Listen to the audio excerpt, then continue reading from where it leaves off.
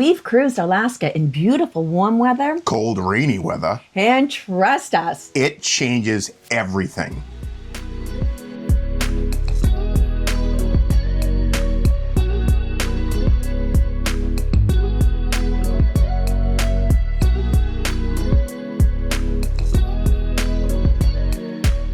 If you're new here, welcome. I'm Kim. I'm Rob.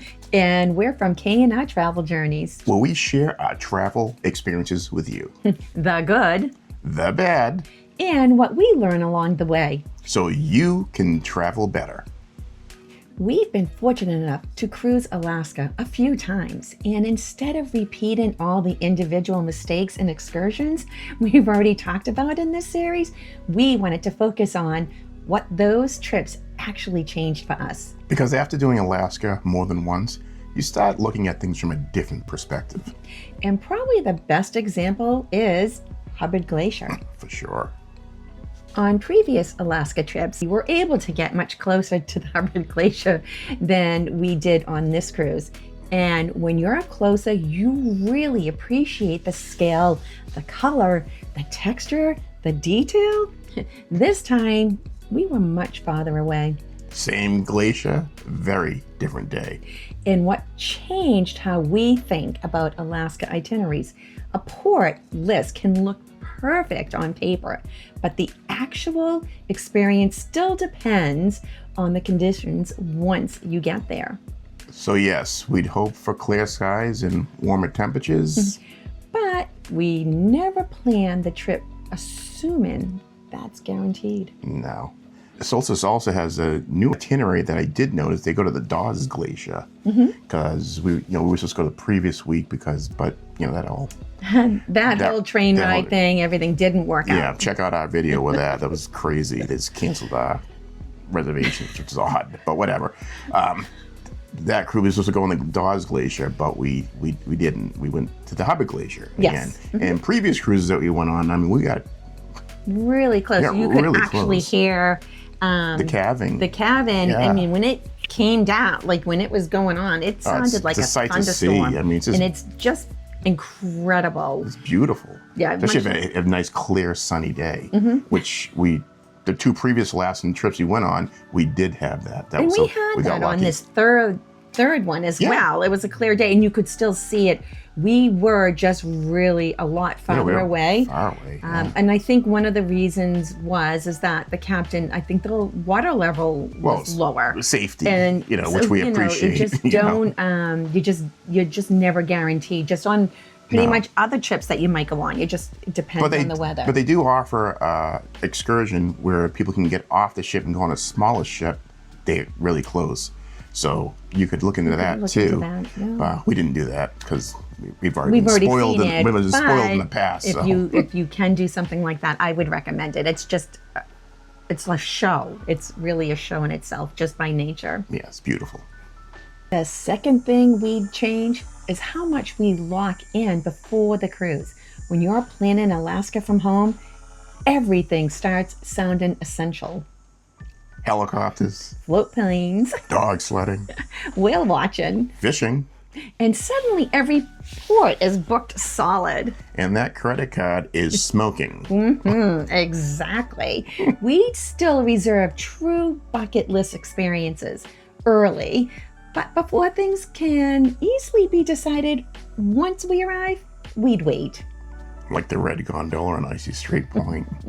We told you the story before, but paying for something we ultimately skipped taught us one thing very clearly. Not every activity needs to be booked months in advance. For sure. That doesn't mean we'd spend less on experiences. We'd just be much more selective. Salmon fishing in Ketchikan is a perfect example. Our private charter with Captain Riley was one of the highlights of the trip. Captain Kylie. Did I say Riley? Yes, Kylie. And eventually I did bring home a salmon. After 5 king salmon we couldn't keep. Yeah, we can move past that. No, I don't think we can. But that's the kind of experience we'd prioritize. Small, personable, memorable. We'd rather do one of those than fill a port day with 3 things we're only half excited about. Another thing we'd look at differently now is the ship. When your weather is beautiful, everyone wants to be outside. But when it's cold and rainy, indoor viewing spaces become a lot more important. Big windows, Comfortable lounges, covered outdoor areas. and places where you can still enjoy the scenery without standing in the rain. We'd pay much more attention to that when comparing ships. But we'd still get a balcony. Absolutely. For us, waking up and seeing Alaska right outside the room is still one of the best parts. A balcony is a must for an Alaskan trip, even if Kim enjoys it through the glass. If it is raining, yes. I mean, It was covered, it was covered. so that was a plus. Yeah, the only negative being covered was right above us was the Ocean View Cafe, which we have in another video. Check it out. We don't need to go down that road right now. No, but it was covered, so we could stand out there in the rain and not get wet. So it was pretty cool. It was nice. Yeah. It was very nice. This is probably our biggest mindset change. We used to feel like every port needed a plan. Now we're much more comfortable leaving some time open. I mean, sometimes the scenery itself is the actual activity. Exactly. You're surrounded by mountains, waterfalls, wildlife, and wilderness. And if every minute is scheduled, you can miss the whole point of being there. So on another Alaska cruise, we'd leave at least one port, mostly open. Yeah, walk around, Find something to eat, explore. and just let the day happen. And we did that in Icy Strait Point, and Well, we had the issue, gondola right? Yeah. booked, but we decided not to go on that. Just to walk around the town Yeah. and stuff, and we stopped and grabbed a little bite to eat, and Met some people. Yeah. And the best thing, yeah, 3 orcas right there just decided to come into that small little area. It was amazing. yeah, whale watching right there. You can't beat that. Alaska will surprise you, so Definitely. never forget that for sure. One practical change is how we pack. Not more, just smarter. Layers, Rain protection. shoes that can get wet. You know, Yes, and clothes you can add and remove quickly. We've had Alaska days that felt surprisingly comfortable, and others where waterproof layers were absolutely worth having. So we wouldn't pack around one forecast, No. we'd pack for a range. yes, I mean, we went on that fishing expedition. It was Wet, wet, very wet. cold. We made it work, but didn't pack like a lined. Or even like a hat, I didn't pack a lined jacket, raincoat. raincoat. So I had to use like one of my winter coats over a raincoat. So. Yeah, I felt like my coat was. I mean, it worked out, but My problem, I think, probably was my hat. It was a crocheted or yarn hat made out of yarn. It kept me warm, but getting wet.